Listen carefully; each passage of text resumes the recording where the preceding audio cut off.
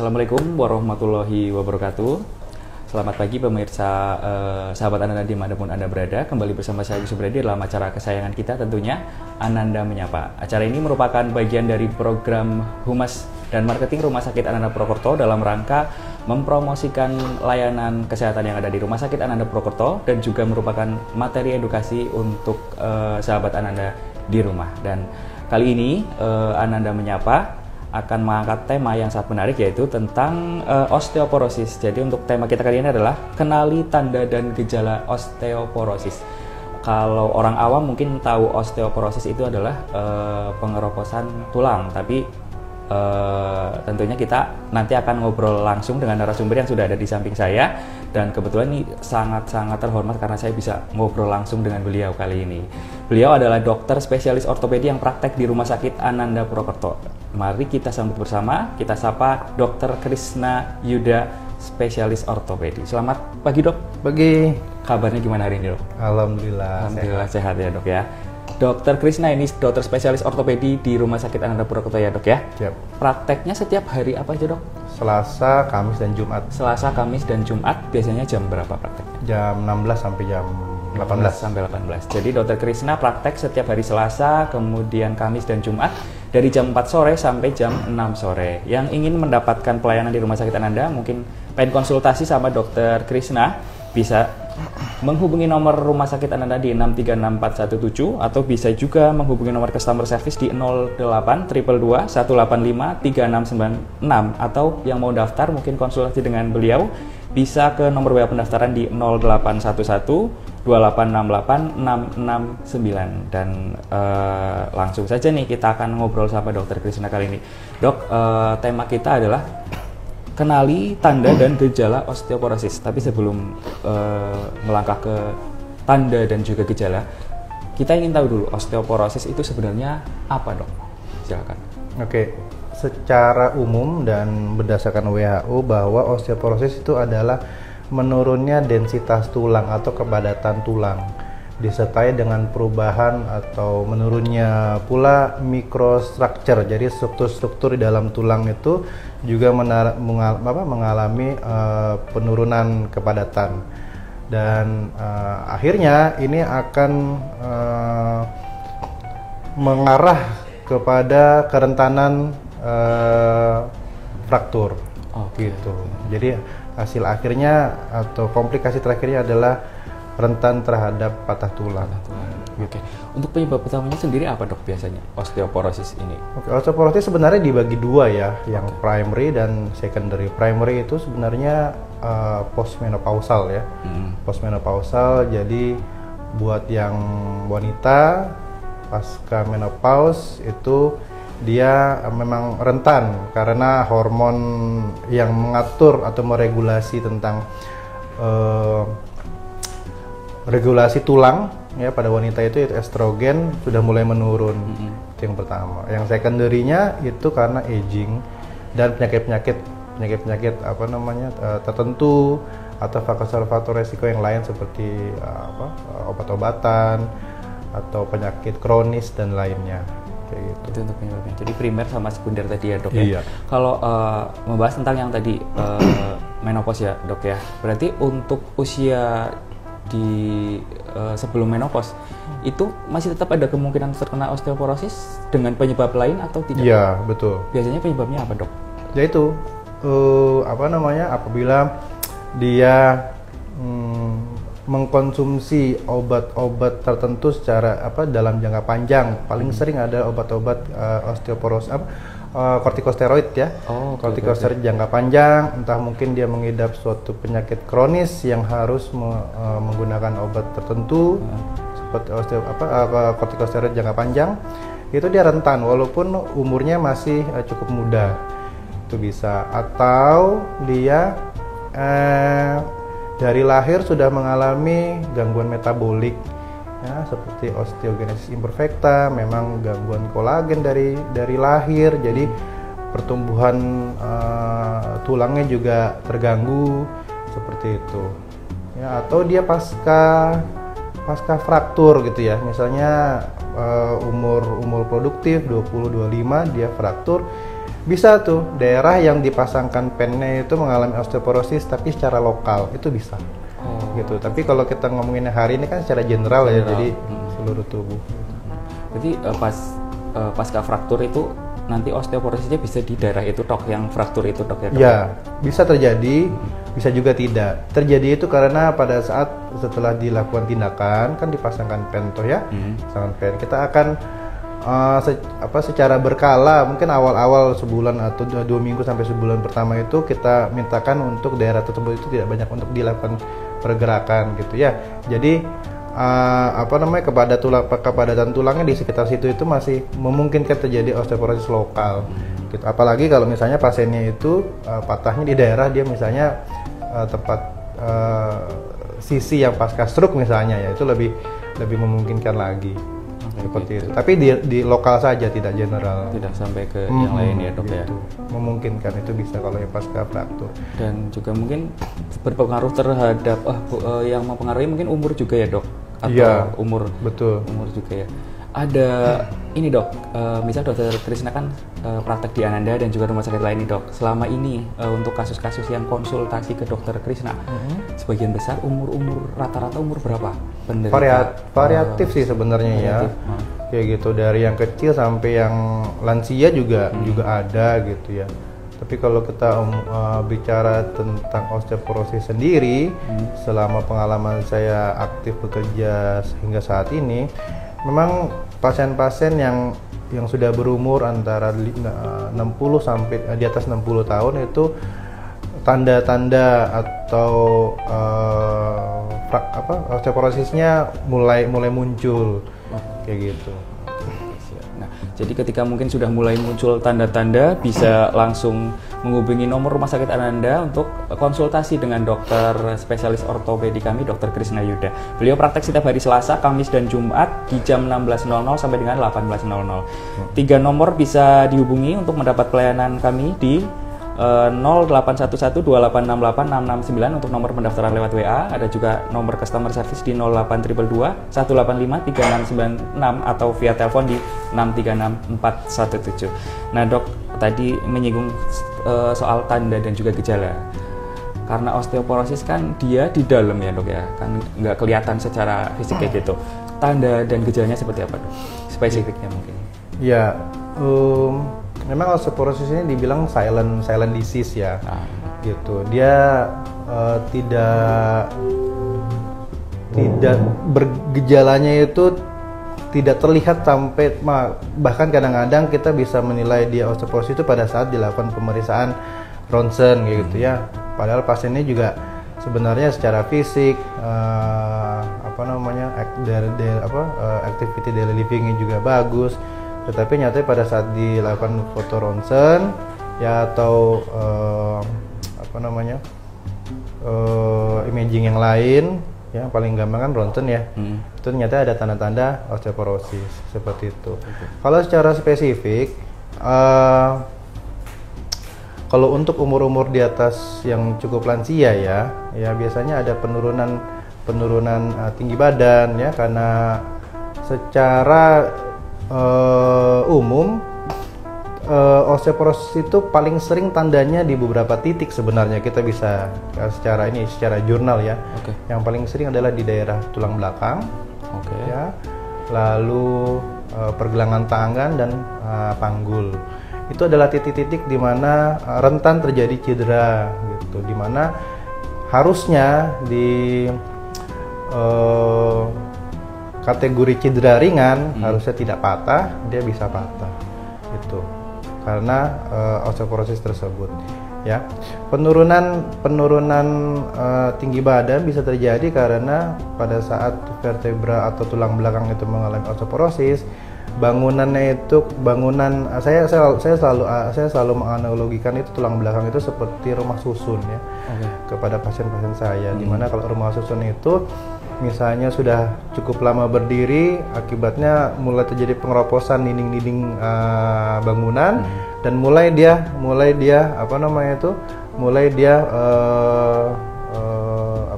rubuh perlahan gitu ya. Nah itu yang menyebabkan penurunan tinggi badan. Jadi pasiennya juga ikut membungkuk, akibatnya tinggi badannya juga berkurang seperti itu ya. Ada terjadi nyeri-nyeri pada daerah-daerah tersebut ya, tulang belakang, lalu untuk daerah-daerah yang tadi saya sebut, tulang belakang, terus pergelangan tangan dan panggul, di mana yang paling sering titik-titik mengalami cedera itu ya, mudah sekali patah gitu ya, dan lain-lain. Itu yang paling sering sih. Oke. Jadi kalau punggung mungkin terlihat gejala fisiknya itu membungkuk tadi ya, membungkuk, Dok ya? Membungkuk. Ya, tapi kalau misal di pergelangan tangan mungkin secara fisik ada perubahan apa, Dok? Ya, itu tidak ada sebenarnya ya. Kalau secara makanya saya bilang dia silent disease ya. Bisa terlihat itu kalau misalnya bila kita melakukan tindakan pemeriksaan penunjang yang baik ya. Yang paling gampang adalah ronsen seperti itu. Tapi kan umumnya kita tidak melakukan tindakan medis kalau misalnya kita tidak kenapa-napa toh. Iya. Kan di sini begitu, di Indonesia kan begitu. Kita nggak ke rumah sakit kalau misalnya nggak ada gejala gitu. Padahal sebenarnya baiknya itu adalah setiap 6 bulan sekali kita melakukan MCU atau pengecekan secara general seperti itu untuk melihat. Kebetulan sekali nih Dokter Krisna menyinggung tentang MCU. Di Rumah Sakit Ananda Purwokerto juga menyediakan banyak sekali paket MCU. Untuk mendapatkan pelayanan MCU silakan menghubungi kontak person kami di 0822 4141 9956. Nanti MCU-nya sesuai dengan keluhan atau sesuai dengan paket yang tersedia di rumah sakit. Dan bagi Anda yang ingin ikut bergabung, silakan layangkan pertanyaan lewat kolom komentar, atau yang mau ikut live bareng kita juga silakan klik minta bergabung. Nanti bisa ngobrol langsung sama Dokter Krisna lewat video. Nah, ini ternyata sudah ada yang tanya nih, Dok. Kita langsung baca pertanyaannya ya, Dok ya. Dok, apakah ada pengaruhnya minum susu yang banyak mengandung kalsium? Oke. Susu yang mengandung banyak kalsium. Iya, salah satu mineral yang ada di dalam tulang adalah karena memang kalsium ya. Jadi minum susu yang mengandung kalsium itu penting, tapi lebih penting lagi adalah penyerapan kalsium dari susu tersebut di dalam tubuh. Apakah optimal ya? Yang bisa mengoptimalisasi kalsium masuk dari pencernaan lalu dialirkan ke tulang adalah vitamin D. Vitamin D. Ya, salah satu sumber vitamin D yang paling gampang adalah sinar matahari.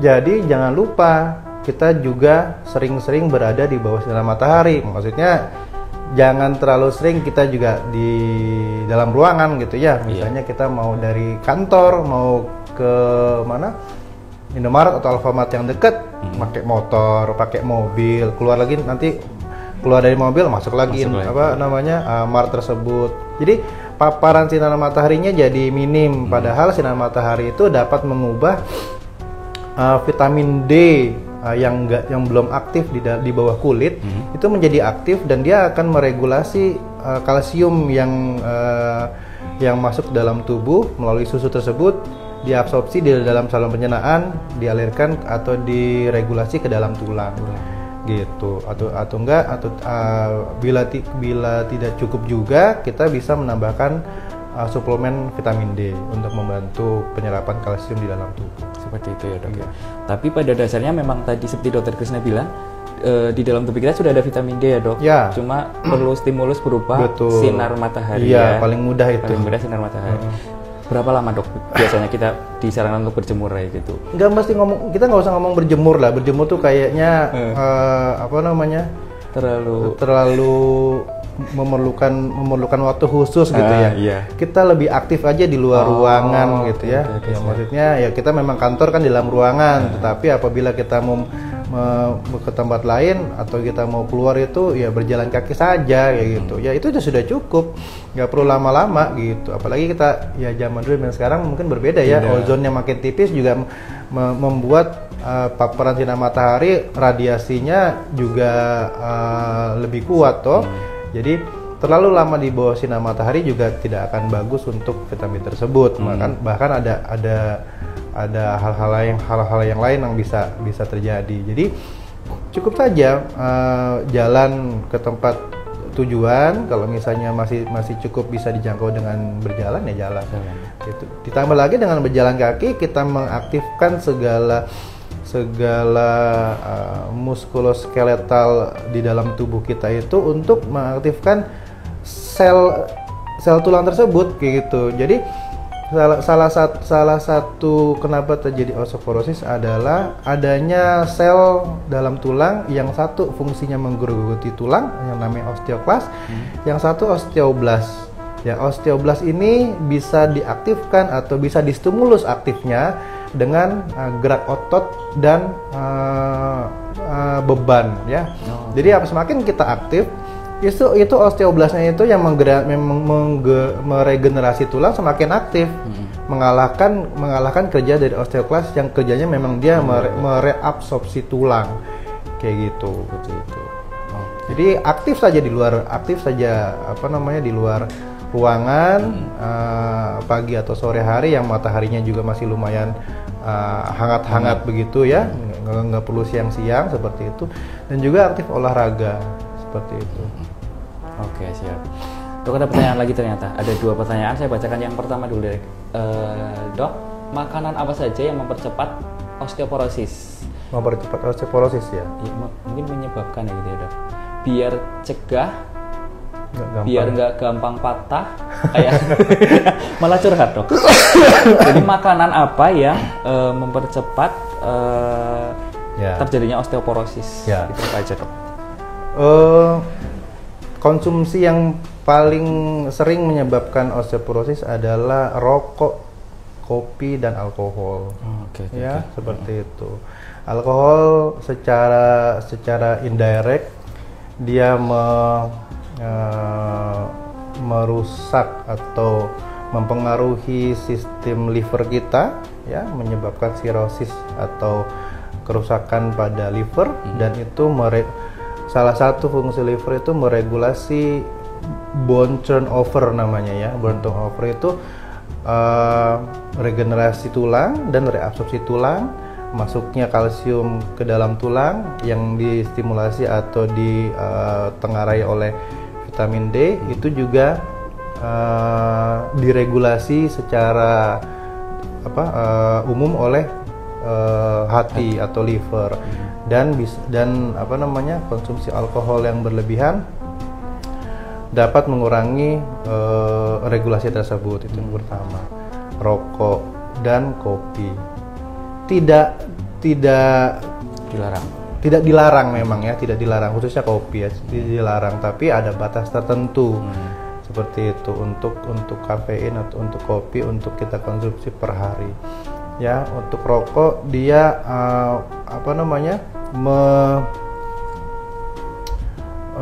merestriksi atau membuat pembuluh darah secara umum mengecil, shrinking gitu ya, akibatnya peredaran atau nutrisi termasuk kalsium, vitamin D, dan mineral-mineral lain yang dibutuhkan oleh tulang masuk ke tulangnya juga terbatas. Seperti itu ya, konsumsi alkohol, rokok, dan tadi satu lagi kopi ya. Di luar ini ya, kita ngomongnya di luar penyakit yang lain ya gitu. Kalau misalnya beliau atau pasien tersebut ada penyakit kronis, atau pasiennya juga sementara misalnya lagi penyembuhan patah tulang gitu ya, itu memang sudah dari awal sudah harus jangan kayak gitu karena bisa lama lama sembuhnya gitu. Nah dok, tadi kan 3 tadi itu adalah mempercepat osteoporosis.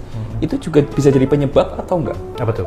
Yang tadi alkohol, merokok. Faktor resiko. Faktor resiko.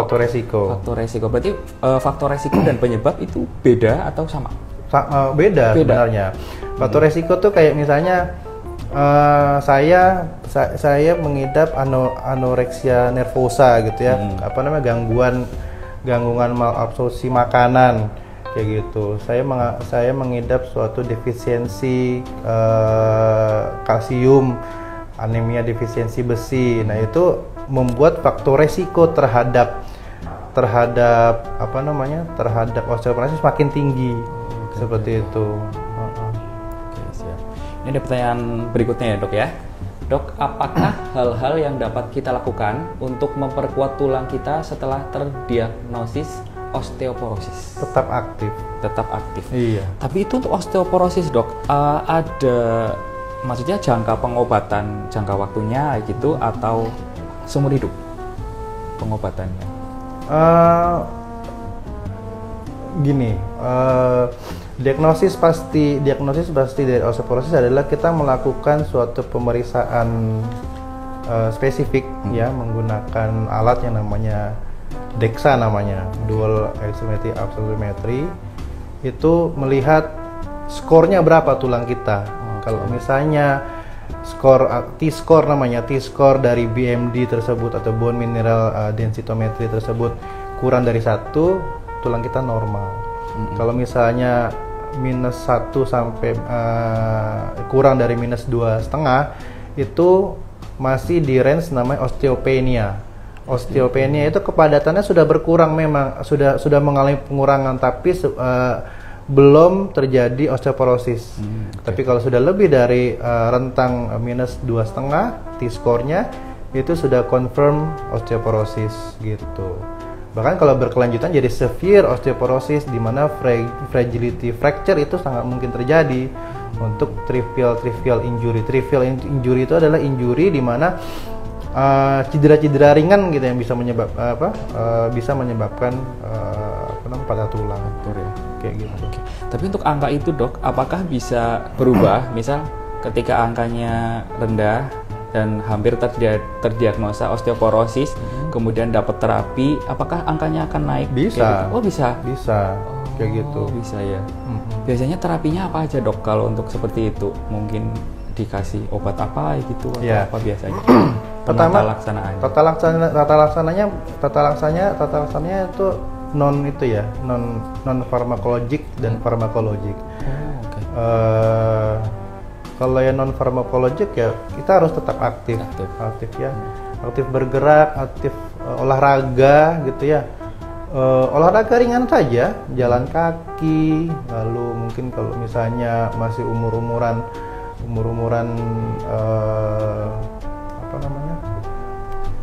seperti kita gitu ya, jogging gitu ya. Lalu kalau angkat beban bagus juga.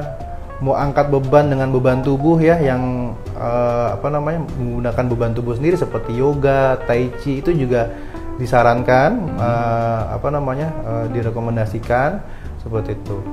Terus untuk apabila diperlukan memang bisa ditambahkan obat-obatan tertentu seperti obat-obatan golongan bifosfonat misalnya, seperti alendronat dan semacamnya, yang fungsinya untuk menekan dari sel tulang yang mereabsorpsi tulang, si osteoklas tersebut. Dengan kita menekan kerja dari osteoklas, osteoblastnya itu sebenarnya tetap bekerja. Jadi dia kepadatan tulang makin lama makin bertambah, makin bertambah toh, seperti itu. Terus apabila belum cukup, kita bisa berpindah ke terapi hormon. Bisa terapi hormon estrogen atau testosteron, atau obat-obatan yang memang untuk memperkuat tulang ya, seperti obat-obatan denosumab dan semacamnya, tetiparatid juga bisa. Tapi sebenarnya obat-obat tersebut itu obat-obatan anti cancer sebenarnya, tetapi ada efek untuk memadatkan tulang. Jadi pemakaiannya tidak bisa sembarangan kayak gitu ya. Nah, apabila sudah terjadi hal-hal yang nggak diinginkan, mungkin dalam hal ini adalah fracture ya, yang pertama dilakukan adalah ya fracture-nya difiksasi. Frakturnya difiksasi, lalu tetap dilakukan fisioterapi untuk tetap memperkuat otot-otot pasca operasi. Agar otot tersebut menstimulasi dari sel tulang tersebut gitu. Makanya pilar pertama yang non farmakologik adalah tetap aktif gitu. Untuk kita mengaktifkan otot-otot dan tulang sekitar dalam tubuh kita agar sel tulang tersebut, si osteoblast dan osteoklas itu tetap dalam kondisi seimbang. Seperti itu. Oke, jadi kunci utama untuk mencegah osteoporosis adalah tetap aktif ya, bener. ya. Beraktivitas seperti saya baru pagi ini deh saya melihat Instagram dari luar gitu ya, bahwa ada ibu nenek-nenek lansia umur 76 tahun, dia ikut maraton berapa kilo ya? Pokoknya ada tiga kategori tiga kategori, dan dia mencetak rekor sebagai pelari tertua. 70 something 75 lah. 75. Kategori 75 sama 79, saya nggak tahu di umur berapa. Itu. Sebagai pelari tertua yang berhasil finish. Ya gitu. Itu inspirasi untuk yang masih muda ya, untuk bisa tetap aktif. Nah, Dokter Krisna biasanya olahraganya apa biasanya? Saya futsal, terus bulu tangkis sama jalan kaki sih. Jalan kaki. Yang paling simpel jalan kaki. Jalan kaki. Dok, ini ternyata masih ada pertanyaan lagi ya. Saya bacakan lagi ini. Dok, apakah pemakaian sepatu tinggi dapat menyebabkan osteoporosis? Sepatu hak tinggi. Sepatu hak tinggi ya, osteoporosis. Agak enggak sih ya. Tapi memang pada saat kita menggunakan sepatu hak tinggi ya kan, beberapa titik itu kan dia lebih tertekan dari yang lain ya. Kayak gitu, dan itu bisa membuat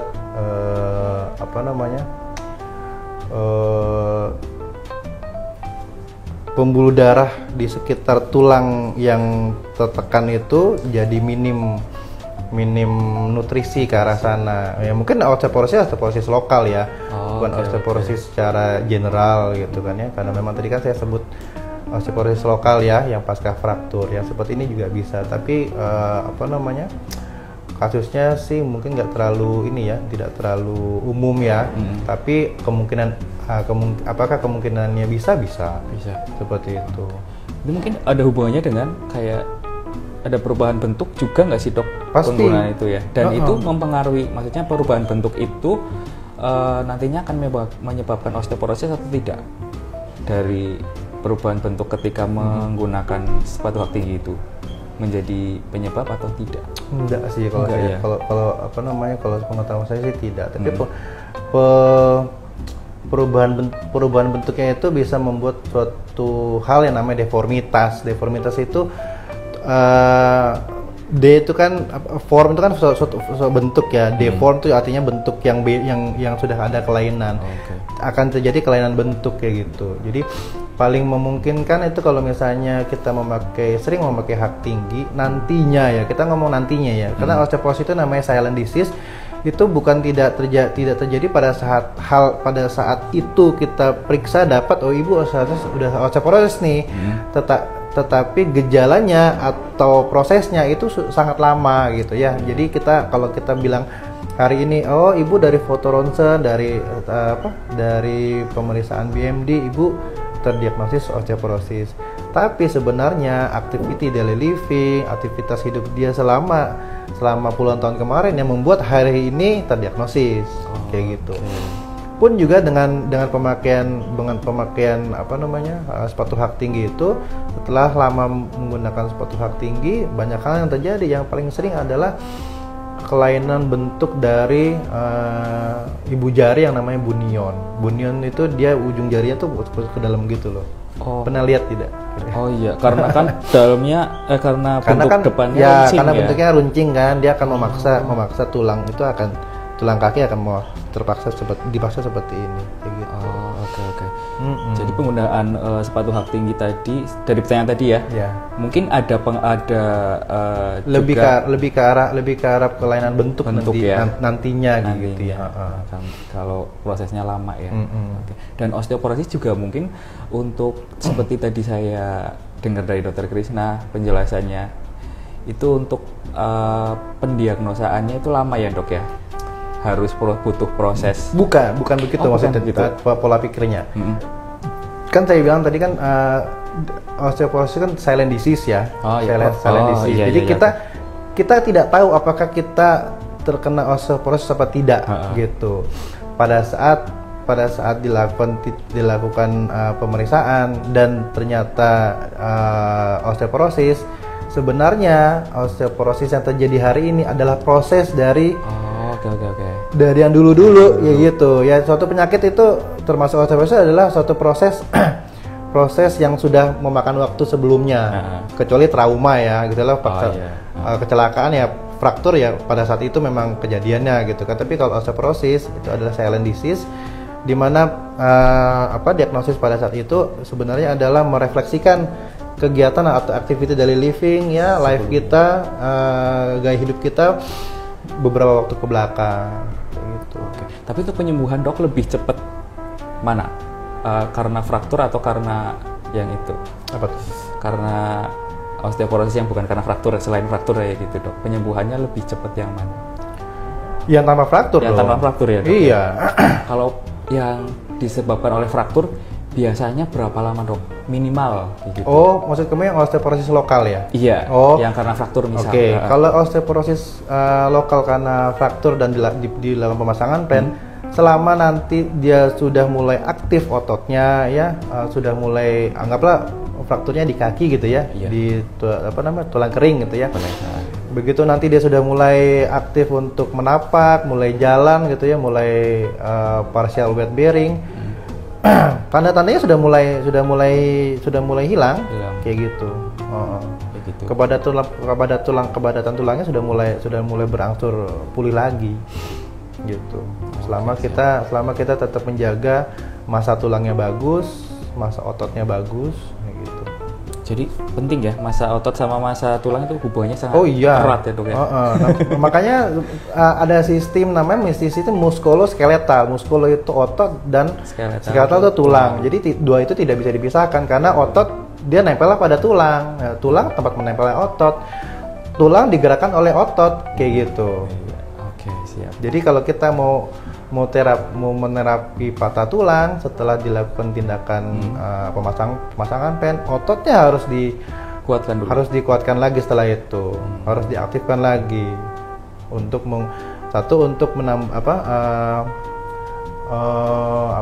membuat regenerasi tulang itu sendiri dan penyembuhan tulang pasca frakturnya kayak gitu. Oke, juga untuk menopang si tulang agar nggak terlalu banyak tekanan ya dok ya. Apa tuh?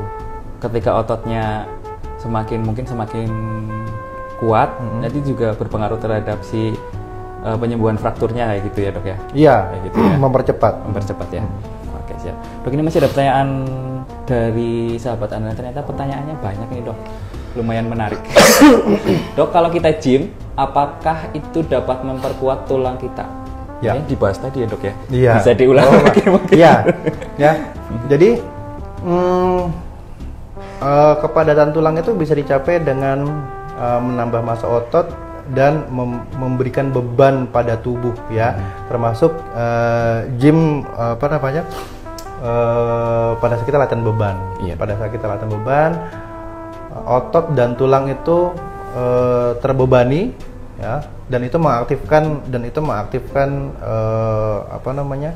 sel-sel regenerasi tulang. Jadi apakah dengan kita latihan gym akan memperkuat atau mencegah osteoporosis? Iya. Jawabannya iya ya dok. Iya, betul. Karena memang kunci osteoporosis, kunci mencegah osteoporosis adalah aktif ya dok. Ya, aktif.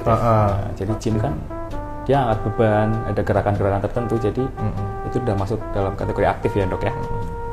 Udah, tadi kan ada disinggung juga nih sama dokter Krisna, kalau misalnya ternyata setelah fraktur itu butuh yang namanya fisioterapi ya dok ya. Iya. Biasanya di rumah sakit daerah juga ada fisioterapi, itu biasanya praktek Senin sampai dengan Sabtu dari jam 8 pagi sampai kurang lebih jam 1 siang. Untuk mendapat pelayanan fisioterapi bisa menghubungi 3 nomor kami di 63617 atau nomor WA pendaftaran 0811 2868 669 atau juga nomor customer service di 08222 185 3696, atau yang berstatus sebagai pasien lama bisa daftar online lewat aplikasi di Google Play Store.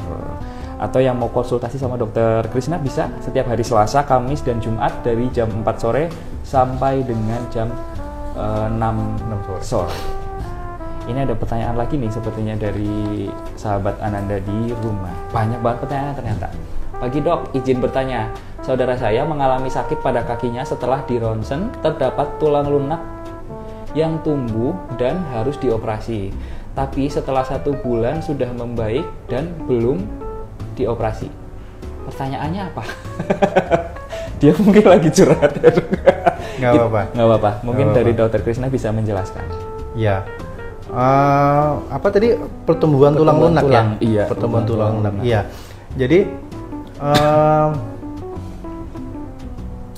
pertumbuhan tulang-tulang baru ya itu bisa terjadi.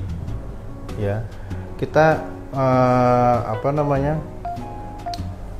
paling sering atau paling sering dan paling memungkinkan itu di sekitaran sendi ya. Di sekitaran sendi. Iya. Gitu. Jadi apabila suatu sendi mengalami suatu instabilitas secara gradual, tulang-tulang di sekitarnya itu dia akan memproteksi sendi tersebut agar tetap stabil ya dengan membuat tulang-tulang kecil baru gitu ya. Itu yang namanya osteofit. Tetapi secara nantinya osteofit itu bisa jadi salah satu penyebab nyeri pada sendi tersebut gitu. Gitu. Jadi sebenarnya osteofit itu adalah suatu mekanisme pertahanan tubuh, dalam hal ini sendi, untuk membuat sendi tersebut tetap stabil, tetap pada posisinya dengan fungsinya. Di masa yang akan datang, osteofit ini merupakan salah satu pain generator gitu. Gitu. Tapi sebenarnya perlu dioperasi nggak dok kalau itu muncul tulang-tulang? Kita lihat kalau misalnya tidak perlu dilakukan tindakan operatif ya mungkin anti nyeri atau ya itu fisioterapi dan penguatan otot di sekitaran sendi itu bisa dilakukan kayak gitu. Ya operasi itu sebenarnya last resort lah untuk kasus-kasus ortopedi. Banyak juga soalnya kasus ortopedi yang tidak perlu dioperasi kan, seperti itu. Cukup bisa pakai terapi atau fisioterapi ya. Dan lain-lain.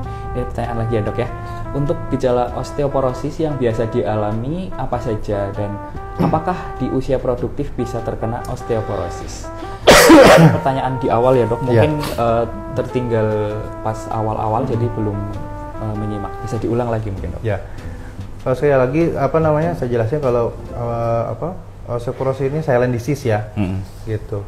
Jadi terkadang kita tidak mengetahui kita terkena osteoporosis gitu ya. Kita sehari-hari juga aman-aman saja, aktif juga bergerak, activity daily living juga tidak ada masalah seperti itu. Biasanya osteoporosis itu terdeteksi atau terdiagnosis secara tidak sengaja pada saat misalnya kita ada suatu kondisi yang mengharuskan kita di foto ronsen gitu ya, ternyata tulangnya juga ada osteoporosis nih nyatanya gitu ya. Paling sering adalah oma-oma atau pasien-pasien lansia yang jatuh terpleset di kamar mandi atau masuk kamar mandi, akhirnya panggulnya nyeri, di foto ronsen nyatanya fracture dan tanda osteoporosis memang sudah ada. Kayak gitu. Jadi kalau ditanya apakah ada gejala-gejala osteoporosis? Ada. Paling sering adalah gejala osteoporosis di tulang belakang yang tadi saya bilang.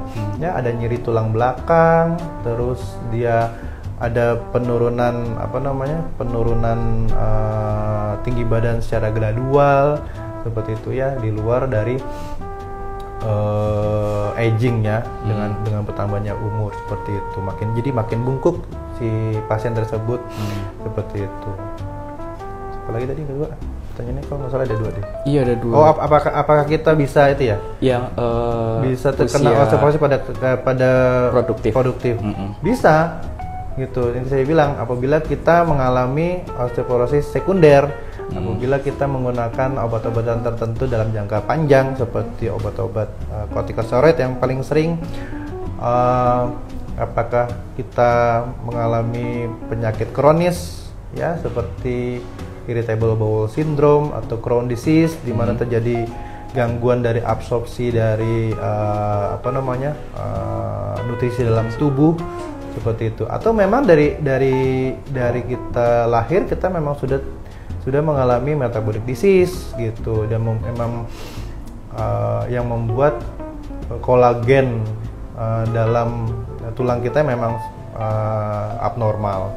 Jadi memang terlihatnya memang dia tipis gitu itunya, apa namanya, foto ronsennya itu dia tipis-tipis, tidak padat seperti itu gitu. Okay. Jadi apakah bisa? Ya bisa. Gitu, osteoporosis pada usia muda kayak gitu.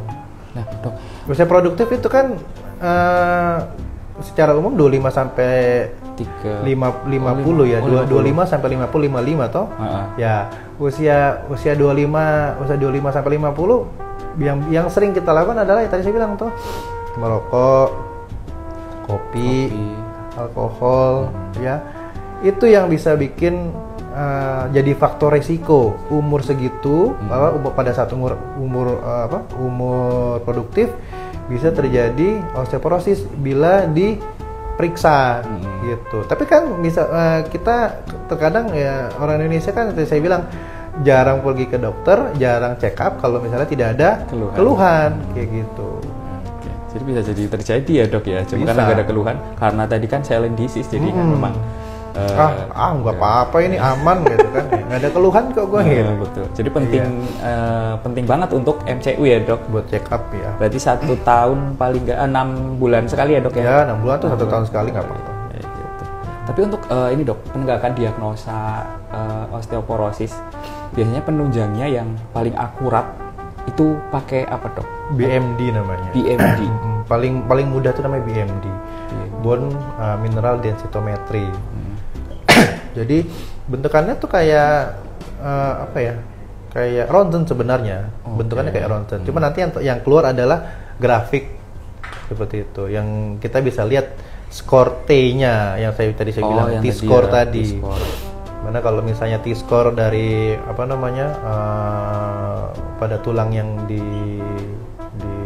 dilakukan pemeriksaan, T-score-nya kurang dari -1 itu normal, -1 sampai 2,5 itu masih osteopenia ya, bone mass-nya berkurang tapi strukturnya mineralnya masih bagus.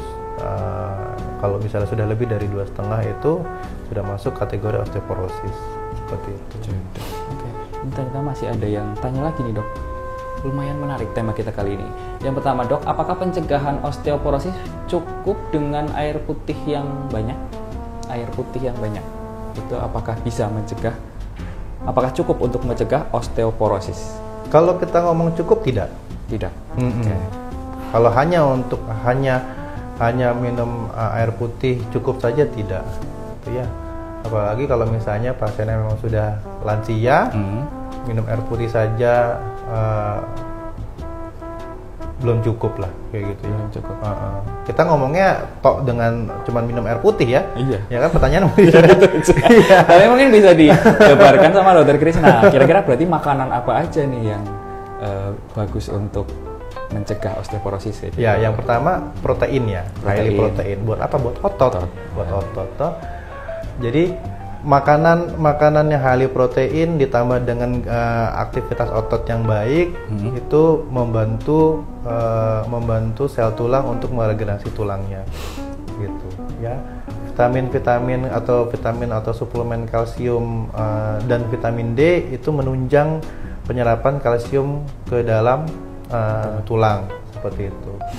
Daging-daging seperti salmon, daging ayam gitu ya, ada chicken breast itu protein, highly protein, dan ikan seperti itu.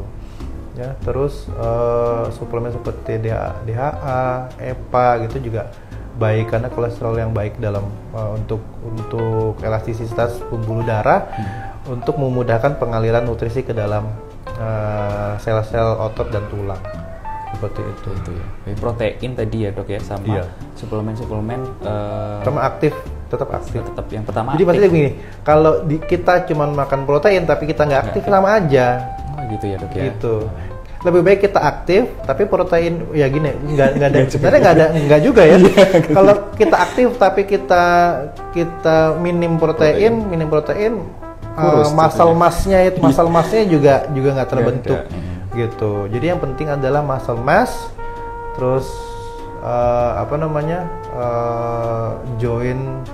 join dan aktivitas tulang kayak gitu, aktivitas diri kita secara overall gitu. Tapi beda nggak dok, daily activity kita sama olahraga? Maksudnya itu apakah bisa disamakan pakai itu aja atau memang berbeda? Berbeda dong. Berbeda. Kita tidak bisa pungkiri bahwa mayoritas kehidupan kita adalah sedentary. Di depan komputer, duduk, setelah itu selesai pulang ke rumah naik mobil duduk ya, nyampe rumah kerjaan kantor masih dibawa ke rumah pakai laptop duduk kayak gitu kan. Jadi minim olahraga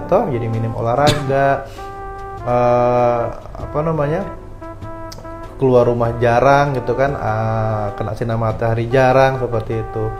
Jadi kalau dibilang daily activity saja cukup tidak, tergantung. Kalau dirimu adalah mohon maaf ya, saya tidak mendeskripsikan, misalnya dirimu adalah kuli bangunan, mungkin cukup karena daily activity-mu menunjang untuk muscle mass yang tinggi gitu ya. Dia bawa beban, misalnya bawa sak semen kayak gitu kan ya. Kalau misalnya di compare gitu ya, tulang dari beliau dengan saya lah nggak begitu ya, mungkin lebih padat beliau seperti itu. Makanya saya pribadi butuh olahraga untuk menunjang seperti itu, kekurangan dari daily activity saya kayak gitu. Gitu. Dan ini kita tidak bisa bilang it happens next day tuh, bukan buat sekarang ini, buat nanti gitu. Jadi jangan kita pikir kita lakukan ini itu buat hari ini, buat nanti kayak gitu. Kita aktif hari ini itu bukan buat hari ini saja, tapi buat nanti, keberlangsungan sampai nanti kayak gitu. Oke, siap. Luar biasa Dokter Krisna. Ini masih ada yang tanya lagi nih dok. Dok, apakah orang yang cedera lutut pasca olahraga memiliki resiko osteoporosis? Nah, tadi kan fraktur bisa menyebabkan osteoporosis lokal ya dok ya. Nah, kalau misalnya cedera lutut pasca olahraga itu seperti apa? Oke, kalau cedera lutut pasca olahraga saya anggapnya bukan fraktur ya. Iya, bukan. Ya, oke. Kalau bukan fraktur berarti kan ada cedera jaringan lunak. Oke, kalau ngomong cedera lutut paling memungkinkan adalah cedera ligamen yang sering kita dengar namanya ACL. Ya, kita sering sekali dengar cedera ACL pada pemain sepak bola profesional. Contoh aja Zlatan Ibrahimovic gitu ya pertama. Atau cedera ankle di mana putusnya dari tendon yang di belakang ini di tumit kita namanya tendon Achilles, itu juga bisa. Nah, kita ngomong cedera lutut, apakah bisa terjadi osteoporosis? Gini ya, cedera lutut khususnya ACL, kita ngomong ACL deh ya, ACL itu cedera lutut di mana terjadi pasca pasien tersebut atau olahragawan tersebut salah posisi pada saat olahraganya ya. Jadi biasanya itu pasien dengan posisi lutut setengah bengkok, lalu kaki menopang dan dia terpuntir gitu. Setelah itu biasanya terjadi adalah apa? Bengkak, nyeri apa segala. Terus beberapa hari kemudian masih bengkak, nyeri, tetapi masih bisa melakukan jalan ya, masih bisa jalan tapi dengan nyeri kayak gitu. Apakah bisa osteoporosis? Kita ngomong osteoporosis itu kan jangka panjang ya. Jadi osteoporosis apa tidak? Mungkin tidak. Kalau misalnya kita periksa secara BMD, skornya mungkin tidak akan osteoporosis, tetapi masa otot apabila ACL ini tidak dilakukan tindakan, memang putus gitu ya, dilakukan tindakan, masa otot tungkai yang cedera dengan tungkai yang sehat itu bisa berkurang massa ototnya. Gitu. Jadi ada yang namanya atrofi. Atrofi itu jadi ototnya itu mengecil ya. Kenapa? Karena lebih jarang digunakan, lebih jarang diaktifkan daripada sisi yang sehat. Kayak gitu. Ya kalau misalnya kita bicara jangka waktu lama gitu ya. Apakah atrofinya bisa membuat osteoporosis? Bisa saja, tetapi sepertinya kalau untuk mereka yang aktif olahraga lalu ada tahu ACL dan tahu ACL lalu ingin lagi untuk aktif untuk berolahraga, biasanya dia akan tetap melakukan fisioterapi ya, memperkuat otot gitu ya, sampai akhirnya dia olahraga lagi, cedera lagi, atau belum pertandingan sampai habis dia sudah harus keluar karena lututnya cedera, lututnya nyeri kayak gitu. Jadi nyeri yang berulang kayak gitu. Jadi apakah bisa menyebabkan osteoporosis? Sepertinya tidak ya. Gitu untuk kasus cedera lutut, kecuali dibiarkan gitu. Jadi dibiarkan sampai atrofinya beneran nyata dan signifikan seperti itu. Tapi sepertinya jarang sih kalau kasus ACL menyebabkan osteoporosis. Kalau osteopenia mungkin bisa saja, tapi kalau osteoporosis sepertinya jarang. Kayak gitu. Oke, siap. Dok, ini kita ternyata sudah ngobrol hampir 1 jam nih, Dok. Masa? Oh iya, mantap. Jam 10 sampai jam 11. Panjang banget, terus banyak yang tanya, Dok. Kayaknya menarik banget. Jadi mungkin dari Dokter Krisna bisa menyimpulkan nih obrolan kita selama 1 jam ini apa aja kesimpulannya. Oke, jadi karena osteoporosis ini adalah penyakit yang diam-diam saja ya. Kita nggak tahu apakah kita kena apa tidak. Jadi